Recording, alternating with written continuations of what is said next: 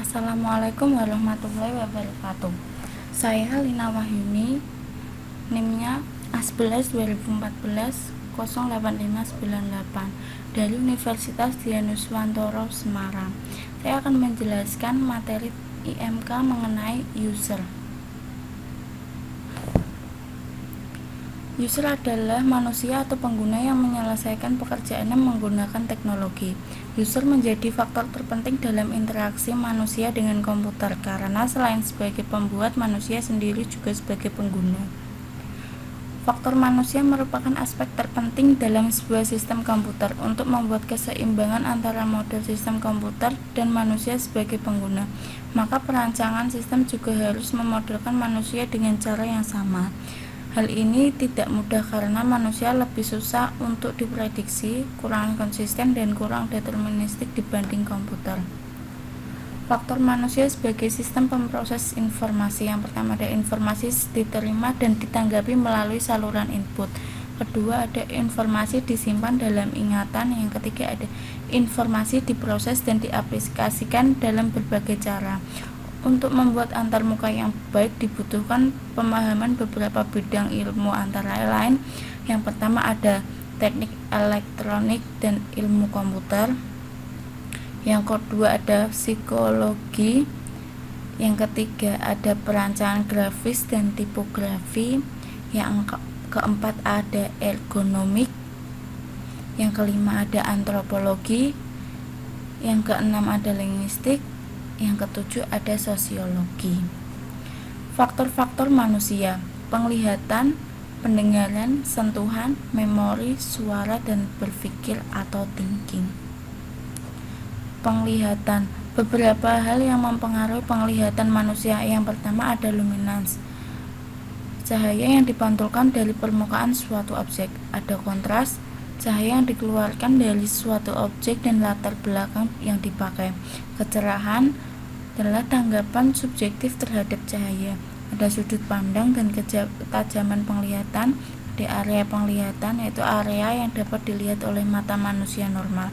Ada warna, cahaya yang tampak sebagian kecil dari spektrum elektromagnetik. Panjang cahaya antara 400 nanometer sampai 700 nanometer sehingga dapat membedakan 128 warna yang berbeda. Pendengaran merupakan indera kedua terpenting setelah penglihatan dalam interaksi manusia dengan komputer. Sebagian orang dapat mendeteksi suara pada kisaran frekuensi 20 Hz sampai 20 kHz dan mendengarkan yang lebih sensitif dapat mendeteksi suara kisaran 1000 Hz sampai 4000 Hz. Batas kebisingan dinyatakan dengan 0 desibel dan percakapan normal mempunyai kebisingan antara 50 sampai 70 desibel. Sentuhan. Untuk interaksi manusia dengan komputer, sentuhan mempunyai peringkat ketiga. Tetapi pada orang buta, sentuhan merupakan indera utama untuk interaksi dengan dunia luar. Indera ini pada IMK berfungsi untuk menjalankan suatu aplikasi dengan sistem getaran dan jari sensitif.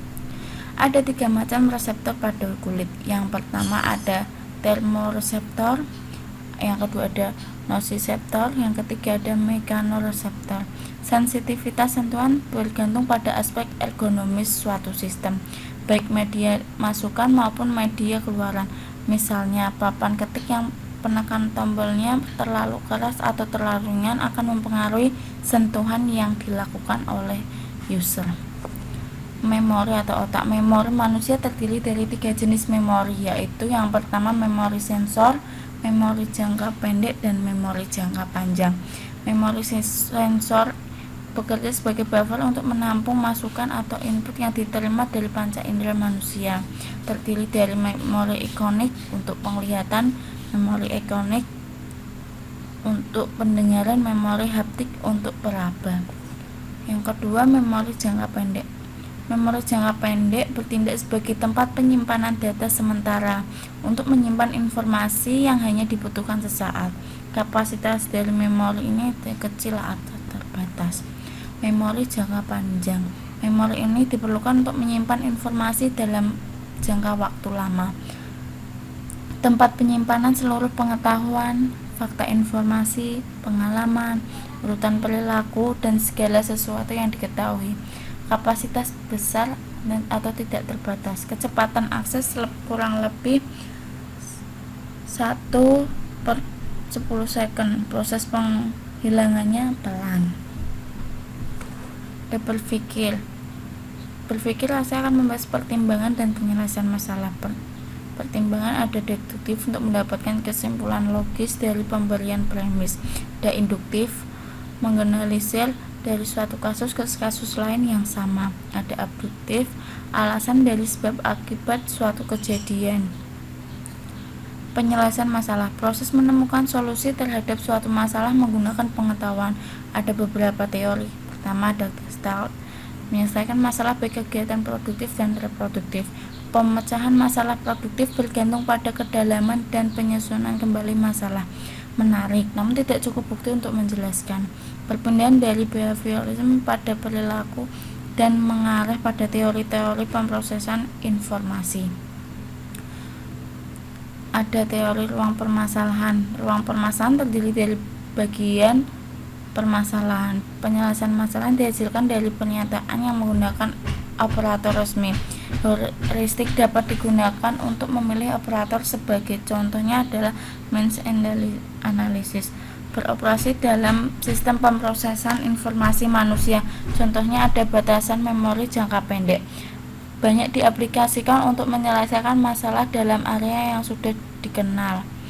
Contohnya ada puzzle. Analogi, menyelesaikan masalah menggunakan pengalaman terhadap suatu masalah yang diterapkan ke dalam masalah baru yang memilih pemetaannya analogi.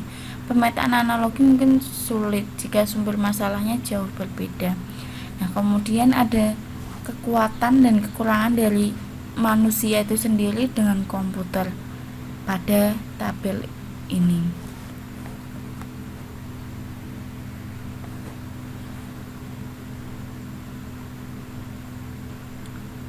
Terima kasih atas perhatiannya. Wassalamualaikum warahmatullahi wabarakatuh.